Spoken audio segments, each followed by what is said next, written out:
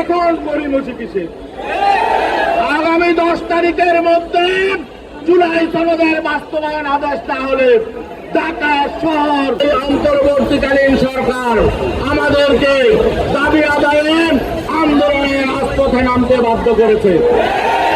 তাদের 3টা অঙ্গীকার ছিল, আমরা শুধু বলতে চাই আপনাদের অঙ্গীকার পালন করুন। 1 নাম্বার, তারা রাষ্ট্র সংস্কার করবে। আর রাষ্ট্র সংস্কারের জন্য সংস্কার কমিশন হয়েছিল, ঐক্যমত্য কমিশন হয়েছে, জুলাই সনদ হয়েছে, জুলাই সনদ স্বাক্ষরিত হয়েছে। জুলাই সনদের বাস্তবায়ন আদেশের জন্য সকল রাজনৈতিক দলগুলো একমত হয়েছে, গণভোটের ব্যাপারে একমত হয়েছে। এখন গড়িমসি কিসে?